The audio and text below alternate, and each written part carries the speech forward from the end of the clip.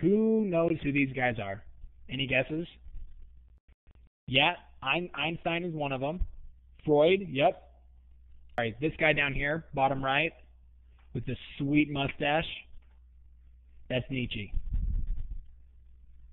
Nietzsche, Darwin, Einstein, and Freud.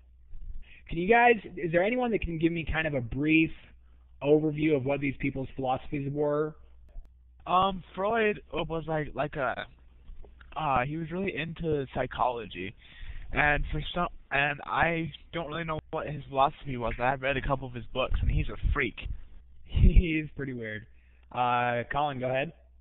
Darwin was the one that started kind of the evolution theory, and I think he started the Big Bang. I can't remember, but I know that he strongly believed in evolution.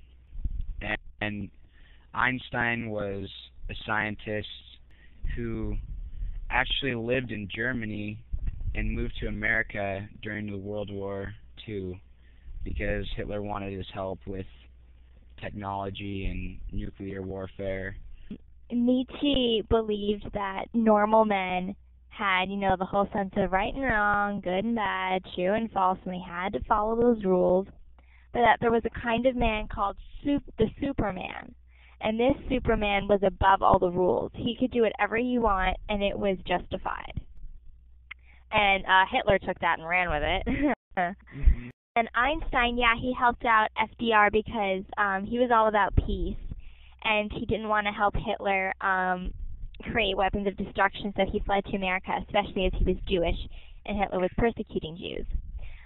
While he was there, 2 German scientists who had also escaped the Nazis went to him and asked him to write a letter to FDR recommending an atomic bomb.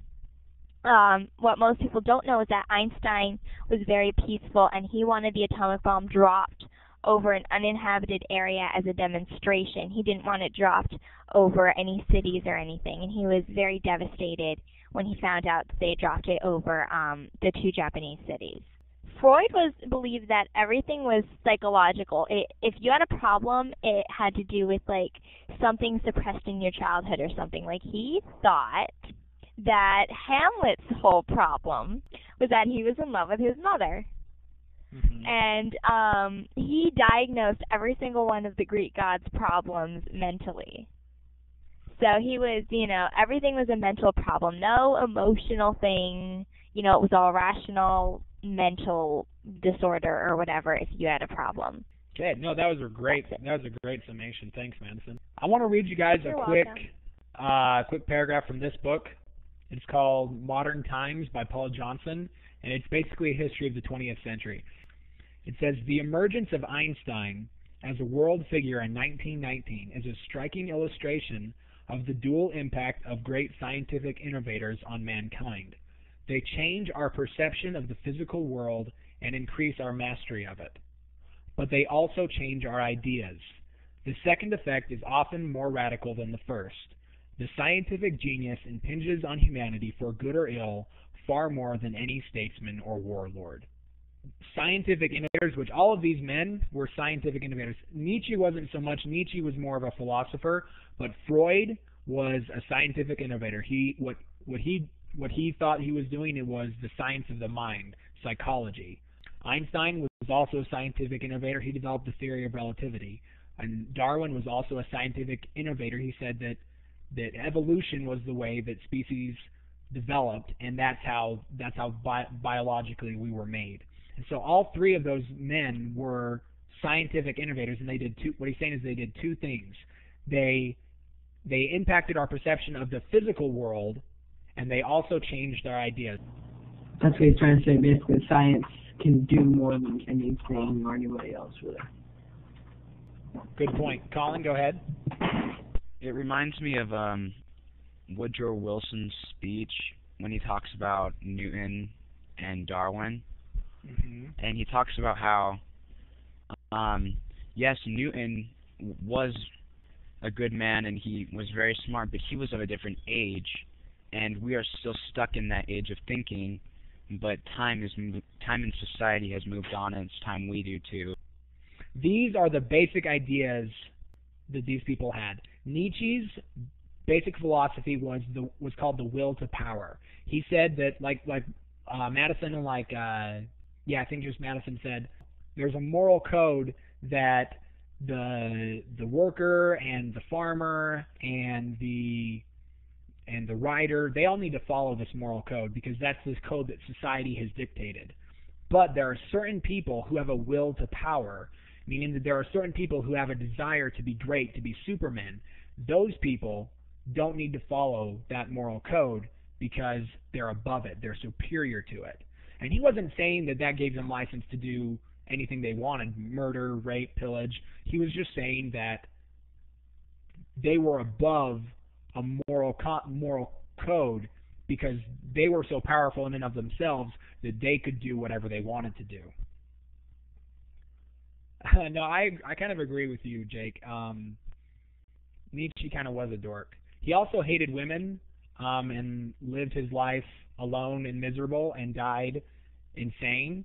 And so, yeah, he was not a happy guy. But his idea has had an enormous impact. And we'll see that a little bit later. Freud was the father of psychoanalysis. He said that there was an unconscious mind, that there was psychological urges that we all had that we didn't even know about, but they were driving us to do certain things. Kind of imagine it as there's our conscious world, and that's up here, and then underneath that there's like this river that flows, and that's what really motivates us. That's what drives us to do things that we do, and we have no control over that because we don't know what it is. And so his philosophy led to determinism, which meant you can't hold people responsible for what they do because it's not their fault that they're doing it. It's because they were neglected as a child. It's because they didn't get enough hugs. It's because they saw something traumatic in their childhood and they were psychologically damaged, and so that's why they're acting the way they are. And he took that and he also applied that to society as a whole. So he said one of the reasons that society acts the way that they do is because there's this unconscious societal culture that just drives them, and it pushes them to do things that they have no control over. Darwin was much earlier. He wrote around 1830, but it took a while for his idea to take off.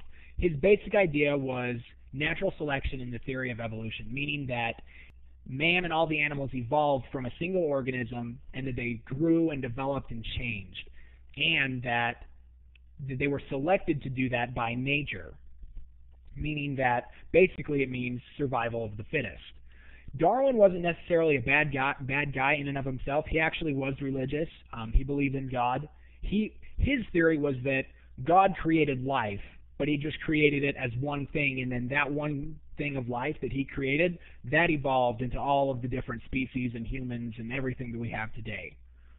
And so, but his idea was changed. God was eventually dropped out of it, and it was taken to crazy extremes. Social Darwinism was never Darwin's idea, but it was the extension of his idea.